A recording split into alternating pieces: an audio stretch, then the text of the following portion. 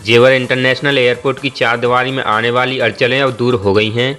Airport की सुरक्षा को ध्यान में रखते हुए इसकी चारदीवारी को सीधा करने का फैसला लिया गया है। इस निर्णय से अधिग्रहित जमीन का कुछ हिस्सा चारदीवारी के बाहर ही रहेगा। हालांकि इस जमीन को एयरपोर्ट के दूसरे या तीसरे चरण में उपयोग में लाया जाएगा। इस जमीन पर चारदीवारी के बाहर तार फिशिंग की जाएगी। जानकारों का कहना है कि किसी के लिए भी दोहरे सुरक्षा चक्र को तोड़कर एयरपोर्ट परिसर में प्रवेश करना बेहद मुश्किल होगा। दरअसल नोएडा इंटरनेशनल एयरपोर्ट के पहले चरण के तहत अधिग्रहित जमीन पर चारदीवारी का काम शुरू हो गया है। पहले यह दीवार टेढ़ी मेढ़ी हो रही थी, मगर अब इसे सीधा रखा जाएगा। इससे चारदीवारी के बीच बीच में बने टावर पर तैनात सुरक्षाकर्मी दूर दूर तक निगरानी रख सकेंगे। चारदीवारी को सीधा रखने के लिए इसे अधिग्रहित सीमा से करीब 2 मीटर अंदर की ओर बनाया जाएगा। चारदीवारी के बाद तार फिशिंग की जाएगी।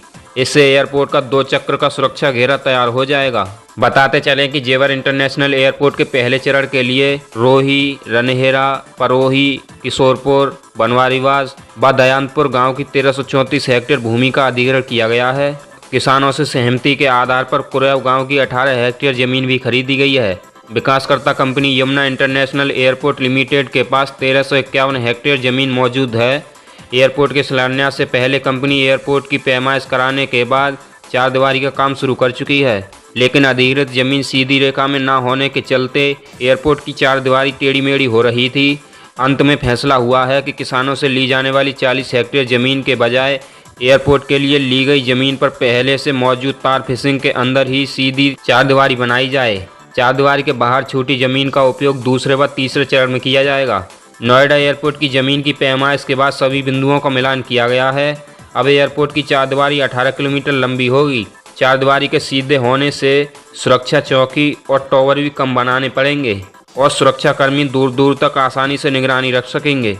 यमुना विकास प्राधिकरण में ओएसडी शैलेंद्र भाटिया ने बताया, Yamuna international airport limited, Yamuna विकास प्राधिकरण और तहसील प्रशासन की टीम ने एयरपोर्ट की जमीन की दोबारा पैमाइश की थी। सीधी चारदीवारी बनाने के लिए कुछ और जमीन की आवश्यकता थी। इसे देखते हुए अधिग्रहित जमीन पर तार फिशिंग के अंदर ही सीधी चारदीवारी बनाने का फैसला किया गया है।